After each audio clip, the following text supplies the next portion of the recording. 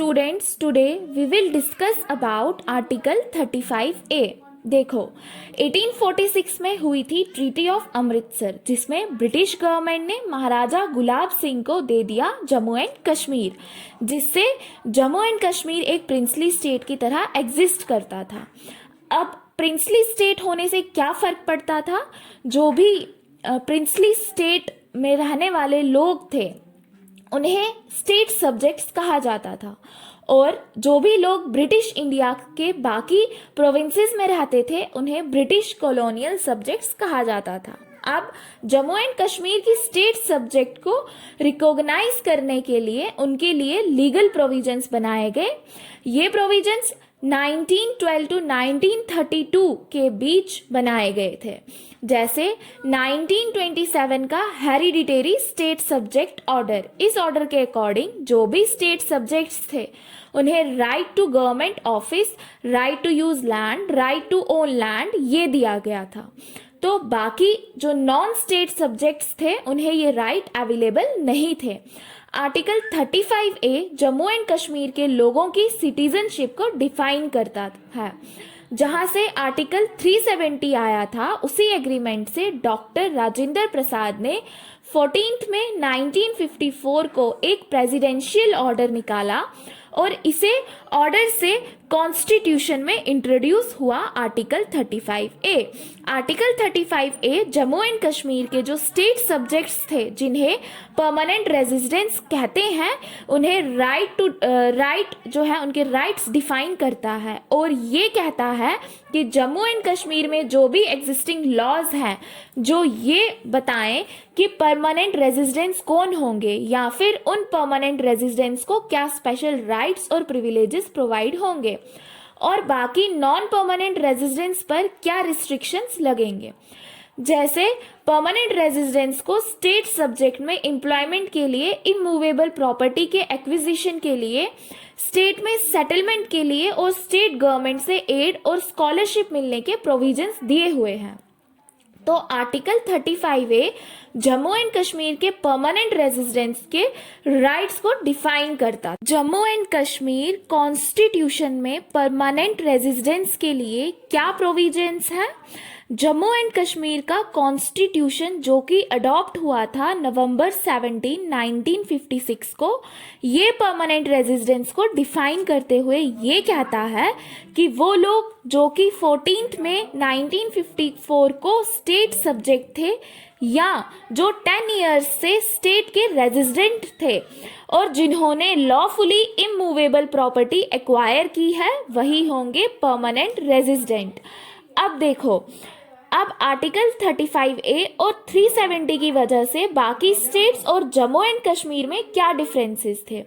First आ गया dual citizenship. India की बाकी स्टेट्स में सिंगल सिटीजनशिप ही एप्लीकेबल है, बट सिर्फ जम्मू एंड कश्मीर ही ऐसा स्टेट था जिसमें डुअल सिटीजनशिप एप्लीकेबल था। एक इंडियन सिटीजनशिप और दूसरा जम्मू एंड कश्मीर सिटीजनशिप। दूसरा, पूरे इंडिया में इंडिया का एक फ्लैग है और एक कॉन्स्टिट्यूशन है, बट जम्मू एंड कश्मीर में खुद का कॉन्स्टिट्यूशन भी था और खुद का एक फ्लैग भी था। थर्ड, इमर्जिंग प्रोविजंस के रिस्पेक्ट में बाकी स्टेट्स में अगर पार्लियामेंट चाहे तो फाइनेंशियल इमरजेंसी प्रोक्लेम कर सकता है, पर जम्मू एंड कश्मीर में ऐसा नहीं था। जम्मू एंड कश्मीर में फाइनेंशियल इमरजेंसी लागू नहीं हो सकती थी। फोर्थ, लेजिस्लेटिव असेंबली के टेन्योर का, बाकी सारे इंडियन स्टेट्स में वहाँ की जो स्टेट लेजिस्लेटिव असेंबली होती है उसका टर्म होता था 5 इयर्स का, बट जम्मू एंड कश्मीर में ये टर्म था 6 इयर्स का। फिफ्थ आ गया राइट टू वोट। पूरे इंडियन स्टेट्स में यूनिवर्सल अडल्ट फ्रेंचाइज एप्लीकेबल होता है और जो इंसान जिस स्टेट का रेजिडेंट है उसी स्टेट के स्टेट असेंबली में वो वोट करने का अधिकार उसे प्राप्त है। पर जम्मू एंड कश्मीर में राइट टू वोट भी फुली एप्लीकेबल नहीं था। जम्मू एंड कश्मीर की स्टेट लेजिस्लेटिव असेंबली में सिर्फ वही लोग वोट कर सकते हैं जो वहाँ के परमानेंट रेजिडेंट हैं, बाकी लोग नहीं। और भी बहुत डिफरेंसेस एग्जिस्ट करते हैं 35A और 370 की वजह से। अब Jammu and Kashmir reorganisation act 2019 जब 31 अक्टूबर 2019 को लागू हुआ तो आर्टिकल 35A और 370 को खत्म कर दिया गया। अब Jammu and Kashmir reorganisation act 2019 ये जो प्रोविजन जो है ये जब लागू हुआ तो इसमें क्या क्या इसके साथ क्या क्या चेंजेस जो हैं वो अब हुए। लद्दाख को यूनियन टेरिटरी बना दिया गया। 2 डिस्ट्रिक्ट्स थे, लेह और कारगिल। लेह और कारगिल को मिला के एक यूनियन टेरिटरी बनाई गई जिसे यूनियन टेरिटरी ऑफ लद्दाख का नाम दिया गया। लेकिन इस यूनियन टेरिटरी ऑफ लद्दाख में लेजिस्लेचर नहीं होगा, मतलब वहां पे कोई चीफ मिनिस्टर नहीं होगा। लद्दाख को डायरेक्टली कौन कंट्रोल करेगा? प्रेसिडेंट ऑफ इंडिया, और अपना एक रिप्रेजेंटेटिव प्रेसिडेंट ऑफ इंडिया यहाँ पर रखेंगे जिसको हम लेफ्टिनेंट गवर्नर बोलते हैं। उसी तरह जम्मू एंड कश्मीर कारगिल और लेह को छोड़ के बाकी जितनी भी जम्मू एंड कश्मीर के डिस्ट्रिक्ट्स थे उनको मिला के दूसरी यूनियन टेरिटरीज बनाई गई जिसे union territory of Jammu and Kashmir का नाम दिया गया। तो union territory of Jammu and Kashmir में लेजिस्लेचर रहेगा लेकिन लेजिस्लेचर काउंसिल नहीं रहेगा, मतलब एमएलए तो होंगे लेकिन एमएलसी नहीं होंगे। इलेक्शंस यहाँ पर होंगे।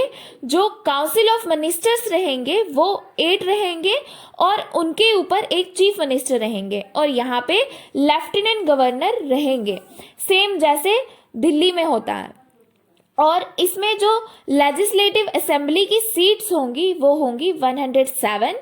उसमें से 24 सीट्स जो है वो रिजर्व रहेगी किसके लिए? फॉर रेजिडेंट्स ऑफ POJK, पाक occupied Jammu and Kashmir. Lieutenant governor जो है वो 2 वुमेन मेंबर्स को नॉमिनेट कर सकते हैं फॉर असेंबली। वर्किंग पीरियड जो है असेंबली का अब यहाँ पर वो भी 5 इयर्स का ही होगा। उसके बाद रिजर्वेशंस जो है रिजर्वेशंस मिलेंगे सेंटर के लॉ के अकॉर्डिंग। किसे? Schedule caste, schedule tribe, other backward classes both UTs में, यूनियन टेरिटरी ऑफ लद्दाख और union territory of Jammu and Kashmir, दोनों यूनियन टेरिटरीज में इन्हें जो है रिजर्वेशंस दिए जाएंगे। साथ ही 106 सेंटर के जो लॉज हैं जो पहले जम्मू एंड कश्मीर स्टेट में एप्लीकेबल नहीं थे वो भी अब union territory of Jammu and Kashmir और लद्दाख दोनों में एप्लीकेबल रहेंगे। और जब तक लद्दाख में हाई कोर्ट नहीं बन जाता तब तक जम्मू एंड कश्मीर स्टेट के जो हाई कोर्ट थे वो as a high court of Jammu and Kashmir union territory and union territory of Ladakh दोनों के लिए एज अ हाई कोर्ट का काम करेंगे। और जो पार्लियामेंट है उसमें किस तरह का रिप्रेजेंटेशन जो है वो रहेगा? पार्लियामेंट में टोटल 6 लोकसभा सीट्स जो हैं वो यहाँ के लिए है, जिसमें से 5 seats Jammu and Kashmir union territory की है और 1 सीट लद्दाख यूनियन टेरिटरी की है। और राज्यसभा जो है राज्यसभा में Jammu and Kashmir union territory को की 4 सीट्स रहेंगी और यूनियन टेरिटरी ऑफ लद्दाख की कोई सीट नहीं होगी। ये किसके अकॉर्डिंग? फर्स्ट शेड्यूल सेक्शन 9 के अकॉर्डिंग।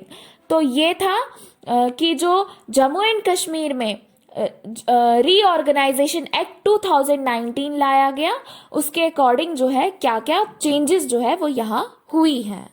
होप आपको समझ आ गया होगा। Thank you.